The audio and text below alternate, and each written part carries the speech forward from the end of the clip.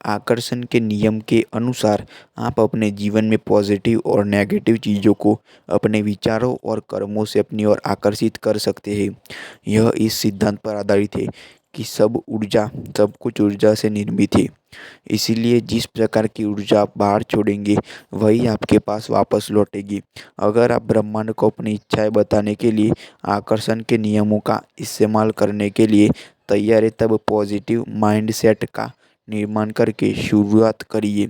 उसके बाद अपने लक्ष्यों के लिए कर्म करिए और असफलताओं का सामना अच्छे एटीट्यूड से करिए।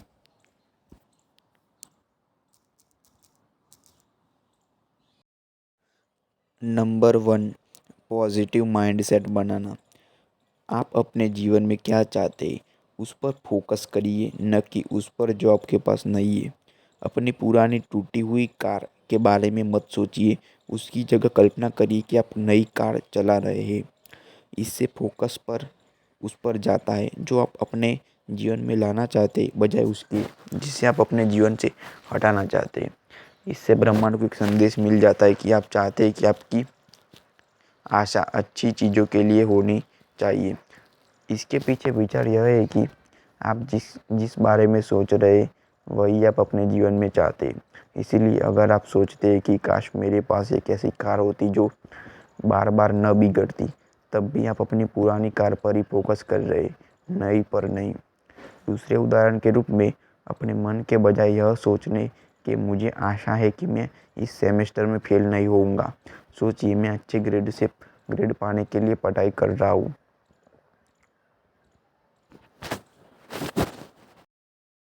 नंबर 2, पॉजिटिव टर्म्स में अपनी इच्छाओं को कहिए। अपनी इच्छाओं को कहने के लिए नहीं या मत जैसे नेगेटिव शब्दों का इस्तेमाल करने से बचना महत्वपूर्ण है। जैसे कि मैं नहीं चाहता कि मेरी नौकरी चली जाए। इसी प्रकार से गलत चीज़ों को आकर्षित करने से बचने के लिए ऐसे शब्दों का इस्तेमाल करिए जो आप चाहते हो। जैसे कि मैं हारना नहीं चाहता, से हारना शब्द बाहर जाता है, जबकि मैं जीतना चाहता हूँ बाहर भेजता है शब्द जीतना। दोस्तों, मैं आपको एक सलाह देना चाहता हूँ। आकर्षण का नियम कहता है कि ये यूनिवर्स या ब्रह्मांड आपके द्वारा इस्तेमाल किए जाने वाले शब्दों को पकड़ता है, न कि उनके पीछे के इरादे को। इसका मतलब उधार नहीं को यूनिवर्स उधार पकड़ेगा। नंबर 3, अपने सपनों को पूरा होते हुए देखिए। अपनी आंख बंद करिए और कल्पना करिए कि आप वही जीवन जी रहे जो आप चाहते हैं। कल्पना करिए कि आप अपना मनपसंद काम कर रहे हैं, अपनी कौशल का प्रदर्शन कर रहे हैं या अपनी नई कार में बैठ रहे हैं। अपने इरादों को सुदृढ़ करने करने और उनको वास्तविकता के एक कदम और निकट लाने के लिए प्रतिदिन ऐसा करिए। सदैव अपने को सफल होते हुए देखने की कल्पना करिए। उदाहरण के लिए कल्पना करिए कि आपको काम में तरक्की मिली है, न कि आप केवल अपना रोजमर्रा का काम कर रहे। आप केवल काम पाना नहीं चाहते, आप उसमें एक्सेल करना चाहते हैं। नंबर 4, जो भी आपके पास है उसके लिए आभारी होइए। अपने जीवन की अच्छी चीज़ों के लिए आभारी होने से आपको अपना जीवन अच्छा लगता है, जिससे आपको पॉजिटिव माइंडसेट को समर्थन मिलता है। जीवन की अच्छी चीज़ों के बारे में आभारी होने से आपको अपना जीवन बेहतर लगता है, जिससे आपके पॉजिटिव माइंडसेट को भी समर्थन मिलता है। जिन चीज़ों के लिए आप आभारी है उन्हें जोर से कहिए या एक आभार जर्नल बनाकर उसमें उनको लिखिए, डालिए। उसके अलावा लोगों से उन अच्छी चीज़ों के लिए धन्यवाद कहिए जो उन्होंने आपको जीवन में शामिल किए। जैसे कि सुबह आप बिस्तर छोड़ते हैं, उसके बाद 3 ऐसी चीज़ें लिखिए जिनके लिए आप आभारी हैं। इससे आपको अपना दिन अच्छे मूड से शुरू करने में मदद मिलती है। नंबर 5, अपने तनाव के स्तर को कम करने के लिए प्रतिदिन कम से कम 5 मिनट मेडिटेट करिए। तनाव जीवन का सामान्य हिस्सा है, मगर इसकी अति आपको कुचल देगी।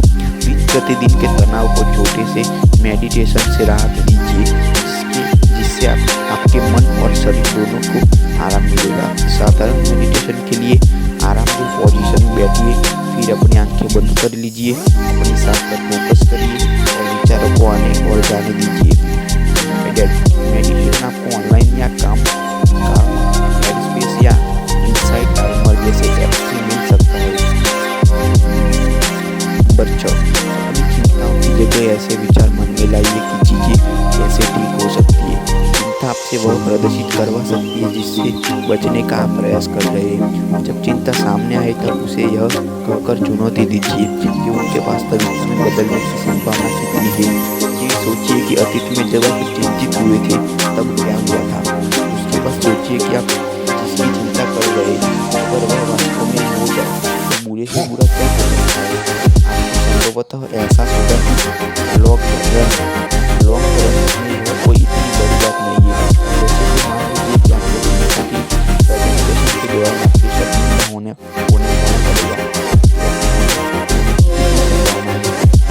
कभी ऐसा हुआ है अगर आपको गड़बड़ हो गई है क्या सचमुच आपकी याद भी रहेगी।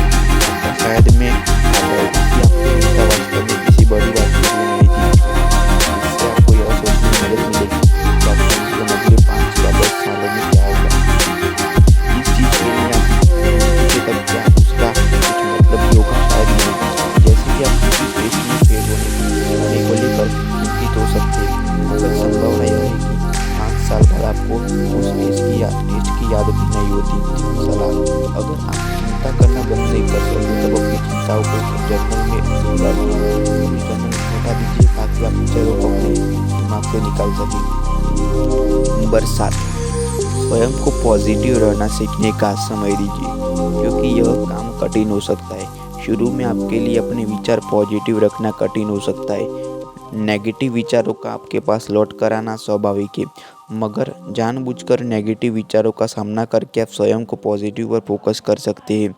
उनको स्वीकार करिए, नकार दीजिए, उसके बाद उसकी जगह कुछ पॉजिटिव लाइए। अभ्यास से समय के साथ साथ आप अधिक पॉजिटिव हो सकते हैं। जैसे कि आप सोचते रह सकते हैं कि मैं इतनी मेहनत करता हूँ मगर मुझे उसका कुछ परिणाम मिलाई दिखाई नहीं देता है। स्वयं को एक पल के लिए रोकिए और सोचिए कि आपको यह विचार क्यों आ रहा है। फिर इस लक्ष्य की प्राप्ति के लिए कोशिश करते समय आपको जो पॉजिटिव अनुभव हुए उनकी गिनती करिए। जैसे कि आपने कुछ नई चीज़ें सीखी होगी या आपको कुछ नए अनुभव हुए होंगे। अंततः परिस्थिति में कुछ ना कुछ पॉजिटिव देखने का निर्णय करिए। आप अपने को बता सकते हैं कि समय के साथ मैं